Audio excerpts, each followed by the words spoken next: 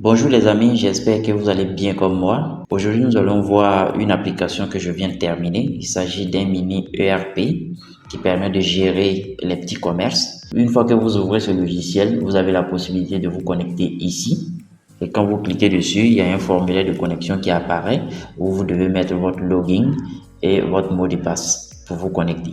Maintenant, si vous avez oublié votre mot de passe, à travers un email de récupération, vous allez pouvoir retrouver votre mot de passe de connexion. Maintenant, si vous ne vous connectez pas, que vous passez directement au module, on vous rappellera quand même que vous n'êtes pas connecté et on vous proposera le formulaire de connexion. Donc, il faut se connecter d'abord avant de pouvoir travailler. On peut afficher le mot de passe comme masqué. Voilà ma photo de profil qui est là, mon nom est là et actuellement j'ai mis sur de connecter. Ça veut dire que je suis connecté. Donc on a d'abord un premier bouton appelé identification. C'est ici qu'on fait l'identification de l'entreprise. On renseigne les informations sur l'entreprise. Donc ce sont des zones où on peut écrire. Voilà. Maintenant, les zones en bleu sont sécurisées, donc n'essayez même pas de renseigner des trucs là-bas parce que c'est inutile. Ça ne sera pas récupéré quelque part sur un état. Et vous avez la possibilité de mettre votre logo ici. Grâce à ces boutons, vous pouvez cliquer sur ce bouton pour effacer le logo ou ce bouton pour importer votre logo. Donc, je reviens sur le menu. Après ça, on a le module utilisateur. C'est sur ce module qu'on crée les comptes d'accès au logiciel. Sur le formulaire d'ajout, on renseigne, on récupère le logo. Ici, on met le numéro matricule, le nom et prénom, le login, le mot de passe. On peut afficher ou masquer le mot de passe en même temps. On met l'adresse email de récupération. C'est une information obligatoire parce que quand vous oubliez votre mot de passe, il faut un moyen de récupération. Sinon, vous serez obligé de contacter le concepteur pour qu'il rentre dans les codes pour ressortir votre mot de passe. Mais si vous avez mis une adresse email auquel vous avez accès, vous avez à tout moment la possibilité de vous renvoyer vos accès par email. Donc, c'est quand même un moyen très utile au cas où vous oubliez vos mots de passe. Vous pouvez les récupérer grâce à un email de récupération. Donc, après avoir renseigné les informations sur le compte, on passe aux habilitations en donnant accès aux différentes parties du logiciel. Dans les paramètres, on peut visualiser, on peut ajouter, modifier, supprimer. Donc, il suffit de cocher pour donner accès. Le module utilisateur, on peut visualiser les comptes qui sont là. On peut ajouter, on peut modifier, on peut supprimer. On peut voir l'historique des connexions, les tiers, la trésorerie, les ventes et les dépenses. Donc, une fois qu'on renseigne tout, on clique sur le bouton valider. Donc, si j'ai choisi mon compte, pour faire une modification ou une suppression, il faut d'abord sélectionner l'élément que vous voulez supprimer ou modifier. Donc, quand je fais ça, vous voyez que ça a été récupéré et je peux voir mon logo ici avec toutes les informations. Donc, j'ai un compte administrateur, donc je me suis donné tous les droits. Donc, je peux accéder à tout dans ce logiciel parce que j'ai un accès administrateur. Pour supprimer, vous avez compris, c'est ce bouton. Donc, ces trois types de boutons-là, vous devez les mémoriser. Voilà, ce bouton sert à ajouter. Voilà pourquoi on a mis un plus. Ce bouton sert à modifier, ce bouton bleu. Et la croix rouge, c'est pour supprimer. Et là, quand vous voyez un bouton avec le logo d'impression, sans écriture, c'est pour imprimer la liste que vous voyez. C'est-à-dire le tableau que vous voyez sur votre écran, c'est pour imprimer cette liste. Et quand vous voyez d'autres boutons d'impression avec des écritures, voilà, ça apporte plus de précision. Ici, par exemple, c'est pour imprimer l'historique des connexions. Donc, il suffit de cliquer sur ce bouton. Je clique sur le premier bouton d'impression. Et vous voyez, ça m'a généré en PDF. J'aurais dû vous montrer d'abord les paramètres avant d'utiliser le logiciel. Donc, si je viens dans les paramètres ici, vous allez voir que on peut définir un mode d'impression. Et le mode d'impression qui est actif actuellement, c'est PDF. Voilà pourquoi quand je clique sur n'importe quel bouton d'impression, cela nous donne un fichier PDF généré. Et ce fichier PDF généré est immédiatement sauvegardé sur le dossier où vous avez mis le fichier. Donc, évitez de mettre le logiciel que vous recevez, évitez de les mettre sur le bureau directement parce que ça crée des fichiers. Quand vous prenez le mode d'impression PDF par exemple, ça veut dire qu'à chaque fois que vous allez cliquer sur un bouton d'impression, ça va générer un fichier PDF. Et le fichier PDF est automatiquement enregistré là où vous avez mis le fichier logiciel même. Donc si je reviens sur mon dossier, vous allez voir, voici mon logiciel ici, et on peut voir que un fichier a été généré, c'est mis liste des comptes utilisateurs. Donc à chaque fois que je vais cliquer sur un bouton, ça va générer un nouveau PDF ici. Et évidemment, vous avez la possibilité de nettoyer cette liste en effaçant les PDF générés, voilà, après utilisation. Mais vous avez également la possibilité de choisir un autre mode qui est aperçu avant impression. Quand vous cliquez sur aperçu avant impression, je reviens sur le même état qui est utilisateur. Je clique sur le même bouton. Et vous voyez, ça n'a pas généré un PDF vu que je suis toujours dans le même logiciel. Je suis toujours dans le même logiciel, mais ça a fait un aperçu avant impression. Et là, on peut faire la mise en page parce que d'un ordinateur à un autre, voilà, la mise en page peut être bizarre, ça peut se déformer. Un seul état peut aller sur plusieurs pages alors que ça devait se tenir sur une seule page. Donc, le mode aperçu impression est accompagné par des fonctionnalités qui nous permettent d'ajuster l'état que vous voulez imprimer. Donc, quand vous finissez, vous pouvez imprimer ici ou bien vous pouvez fermer l'aperçu pour revenir au logiciel. Donc, quand vous êtes en mode aperçu avant impression, n'essayez pas de fermer ici parce que quand vous fermez là, c'est pour fermer le logiciel et non l'aperçu. Pour fermer l'aperçu, on a un bouton ici pour fermer l'aperçu avant impression. Et voilà, après avoir fermé, vous vous retrouvez sur le logiciel. Et je reviens sur le menu. On était tout à l'heure sur le module paramètres, donc je reviens. On a déjà vu le mode d'impression. Après ça, on a une période ici. Donc pour cette période, sachez que la période s'applique toujours sur l'état que vous voyez. Actuellement, on est dans les paramètres. Ici qu'on fait la création des comptes de trésorerie. Tous les comptes de trésorerie qui vont être utilisés dans ce logiciel sont ici. Et là, vous avez des boutons pour en ajouter un nouveau compte, modifier un compte existant et supprimer un compte. Donc, quand je prends un compte que je veux modifier, par exemple, vous pouvez voir ici que le code du compte ne peut plus être modifié parce que ce compte a déjà été alimenté. Mais si on ajoute un nouveau compte, je prends quelle banque? BQ2. Je crois qu'il n'y a pas de code BQ2, donc j'ajoute BQ2. Comme nom de compte, je mets SGB. CI, c'est la Société Générale. Je fais valider et je confirme. Après avoir confirmé, on peut voir que cette banque a été ajoutée, mais il n'y a aucune opération. Et quand il n'y a pas d'opération, quand on souhaite modifier, on peut modifier et le code et le nom du compte de trésorerie. Voilà. Mais une fois qu'il y a des transactions déjà sur le compte, on ne peut plus effectuer de modifications sur le code. On ne peut que modifier le nom du compte. Et quand vous créez un compte, ça s'ajoute à la partie graphique. Et ici, sur la situation des comptes de trésorerie, vous pouvez voir ici qu'on a un solde initial. Le solde initial, c'est par rapport à la date de début que vous avez sélectionné ici. Les entrées, ce sont les entrées de la période, c'est-à-dire les mouvements d'entrée qui ont été effectués sur les différents comptes dans cette période. Et les sorties, c'est pareil. Et on a un solde final par rapport à cette période. Et après ça, on a un solde réel. Et le solde réel est indifférent de la date que vous sélectionnez. Donc, le solde réel, c'est le solde des comptes de trésorerie, quelle que soit la période. C'est-à-dire, ça prend toutes les saisies sur le compte et il vous montre le solde de chaque compte, quelle que soit la période. Voilà. Donc actuellement pour cette période, j'ai choisi du 10 janvier 2024 au 30 avril 2024, mais j'ai des données sur d'autres périodes, donc qui vont au-delà. Si je décide de modifier la période, donc je peux directement saisir manuellement dans la zone de date ou bien cliquer sur ce bouton pour accéder à un formulaire de date. Donc aujourd'hui est le 5 juin 2024. Donc si je clique dessus, vous voyez que la date a été modifiée.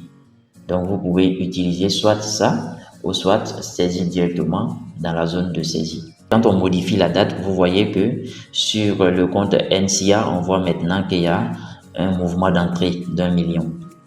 Voilà, alors qu'on ne voyait ça que sur le solde réel.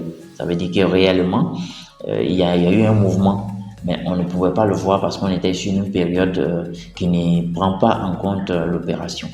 Ensuite de cela, nous avons les types de tiers ici. Donc pour les tiers, on peut avoir des fournisseurs, des clients, des salariés, des propriétaires de l'entreprise et on peut avoir autre type de tiers. Et après ça, on va passer au tiers. Donc voici le module des tiers. On peut en créer grâce au bouton ajouter, modifier et supprimer.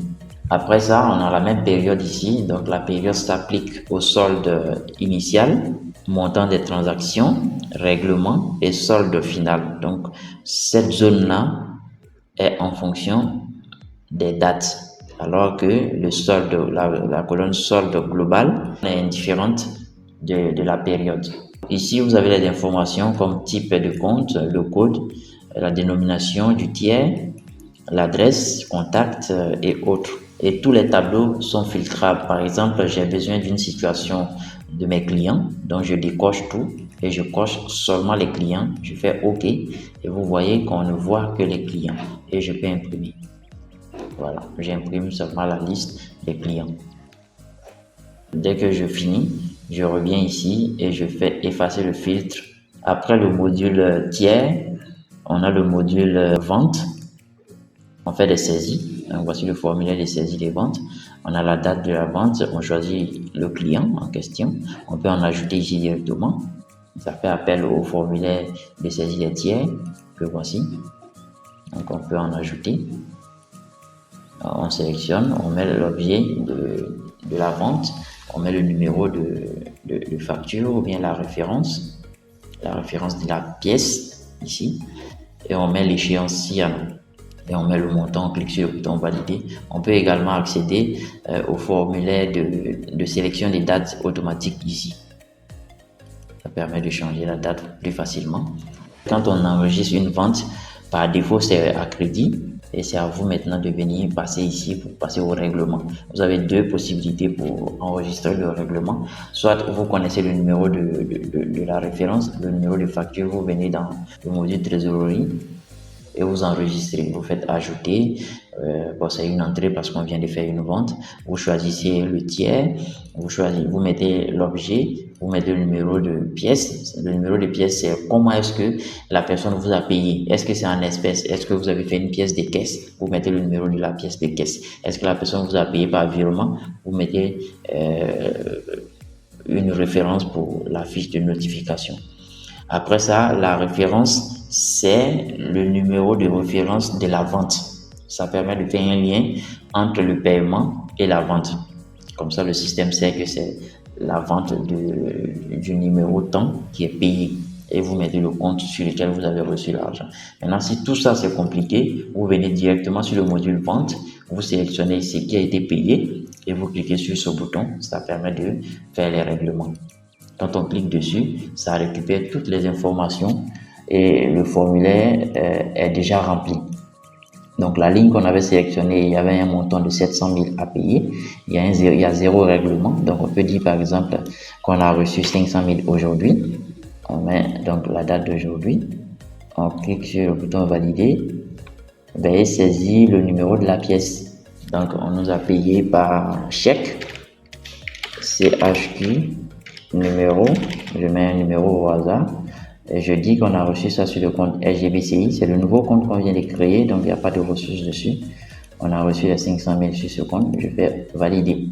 Et après validation, on peut voir ici que le paiement a été positionné. Mais si j'avais utilisé une autre référence pour le règlement, il n'y aurait pas de lien et le montant du règlement n'allait pas se positionner. Donc c'est un élément très important si vous voulez utiliser cette application. Donc si vous faites une vente, au moment de régler cette vente, vous devez utiliser le même numéro de pièce. Donc si on souhaite faire d'autres règlements, c'est le solde qui sera récupéré. Voilà, 200 000 qui reste à payer, donc ça récupère 200 000. Et ici, vous pouvez imprimer la liste que vous voyez. Aperçu avant impression. Vous voyez ici que sur mon tableau, l'état va sur 2 pages. Pourquoi? Parce qu'il y a la colonne solde qu'on ne voit pas. Donc si je clique sur page suivante, je peux voir ici que ça, c'est sur une autre page. Donc, je peux faire une mise en page et diminuer le pourcentage. Voilà, donc, je diminue la taille. Je fais OK. Ça suffit pas, donc je diminue encore. Ça suffit toujours pas, donc je mets à 80 alors. À 80, donc ça se tient maintenant sur une seule page. Voilà comment on fait pour réajuster les documents avant impression. Donc, l'aperçu avant impression est très utile parce qu'elle permet de donner la main à l'utilisateur de pouvoir ajuster les états avant impression. Donc, je reviens. Ici, c'est mis plan de recettes. Vous voyez ici qu'il y a des ventes qui sont faites à crédit et on a des échéances. Donc, pour cette vente réalisée le 20 février 2024, le client a prévu nous payer le 20 mars. Donc, si on veut avoir un plan de paiement sur la période qu'on a sélectionnée ici, on clique sur ce bouton. Donc, cela nous permet de générer un plan de relance des clients si vous voulez. Donc, je vais cliquer sur ce bouton pour vous montrer un peu. Voilà, donc sur les ventes qu'on a déjà réalisées, il y a ces ventes qui ne sont pas encore payées. C'est pas encore payé et on a une date d'échéance de règlement prévue pour ces ventes et voici la liste de ces clients. Donc voici la liste des clients concernés et voici les dates de paiement prévues. On a le 4 février 2024, il y a un client divers qui nous doit 100 000, donc il doit payer à cette date. Il y a le 25 mars 2024, il y a 200 000 établissements énergie, ainsi de suite. Donc, si on a un plan ou bien on a beaucoup de clients, donc le tableau sera plus grand et on a le total ici par client, également le total par date. Donc, c'est un tableau qui peut être très utile. Même les entreprises beaucoup plus grandes peuvent utiliser cette application pour pouvoir faire la relance de leurs clients. On pourra intégrer une fonctionnalité qui permet d'exporter leur comptabilité, c'est-à-dire les données comptables de leur logiciel de comptabilité et de les insérer automatiquement dans ce logiciel pour pouvoir faire un tel suivi. Ça peut être très utile d'avoir ce genre de tableau dans le temps qui vous permet de suivre qui sont les clients qui vous doivent et quelles sont les dates d'échéance. Voilà. Donc vous allez pouvoir préparer des courriers comme ça avec ces dates-là pour les relancer. Ça peut être très utile. Donc, on peut voir ici que pour un même client, on a 2 factures de vente qui sont déposées sur ce client-là et on a des dates de règlement qui sont prévues. On a fait un autre plan, pareil pour les dépenses. Donc, les dépenses, ce sont les relations avec les fournisseurs et vous avez la possibilité d'enregistrer les factures d'achat. Donc les dépenses, même les factures CIE, SODECI, ainsi de suite, tout ce qui est en lien avec les dépenses, vous pouvez les enregistrer ici et puis les régler comme dans le module vente. Et c'est le même procédé. Vous sélectionnez une facture qui n'est pas totalement réglée et vous cliquez sur le bouton, ça vous prépare déjà le formulaire renseigné pour le remboursement. Et pour le remboursement, vous devez avoir suffisamment de ressources sur le compte de trésorerie sélectionné pour pouvoir rembourser le montant que vous voulez payer. Donc, j'ai 45 000 à payer ici. Sur mon compte que j'ai sélectionné, j'ai 500 000. Donc, c'est suffisant pour faire ce paiement. Donc, on peut choisir les comptes. Quand on change de compte, on voit que le solde disponible sur ces comptes-là s'actualise automatiquement. Et également, on a un plan de décaissement ici. Donc, on clique dessus. Ça, c'est la liste des fournisseurs avec les dates. On a les dates ici et les paiements prévus pour ces dates. Donc, je pense qu'on a fait le tour de l'application. Donc, c'est une application assez simple et une application très légère à utiliser. Et il y a pas mal de possibilités de développement du logiciel. On peut intégrer d'autres fonctionnalités qui sont très intéressantes. Il suffit de faire la proposition et de passer à l'acquisition du logiciel. Je suis disponible pour l'intégration des nouvelles fonctionnalités pour l'amélioration du logiciel. Et pour les graphiques, vous pouvez faire des propositions en fonction de la base de données qui est constituée par l'application. On peut intégrer toutes sortes de graphiques Et il y a une partie que je vous ai pas montré au niveau de la trésorerie. La trésorerie ne sert pas seulement qu'à faire les règlements. On peut également transférer de l'argent d'un compte à un autre. Et tout à l'heure, sur la partie paramètres, on a vu qu'il y avait, voilà, on venait de recevoir 500 000 sur ce compte. Alors qu'ici, on a combien? On a 985 400 sur la caisse. On peut décider de faire un virement de la caisse, bon, un versement hein, de la caisse vers le compte SGBCI. Donc, on va faire ça rapidement. Je viens sur la trésorerie et c'est ce bouton qui permet de faire les transferts.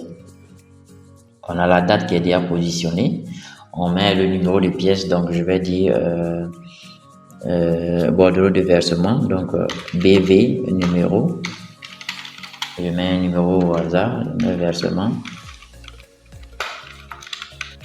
espèce. Je mets point. Je choisis le compte à imputer, c'est la caisse. Et actuellement, on a 985 400 sur ce compte. Et on va prendre SGBCI et on va transférer 500 000. Donc, je clique sur le bouton valider, je confirme. Je fais OK et voilà, la transaction est enregistrée. Je viens sur les paramètres pour voir les comptes de trésorerie. On peut voir que SGBCI est passé de 500 000 à 1 million et la caisse qui était à 985 est passée à 485, donc moins 500 000. Donc voilà un peu comment l'application fonctionne et le graphique est également actualisé automatiquement. Donc je pense que c'est une application très utile et elle propose quand même des marges. Donc à vous de faire vos propositions en fonction de votre entreprise. Qu'est-ce que vous voulez suivre? Donc on peut se baser sur ces possibilités-là pour améliorer le logiciel et l'adapter à ce que vous recherchez. Moi, je vous remercie d'avoir suivi cette vidéo. À bientôt pour une autre vidéo. Portez-vous bien.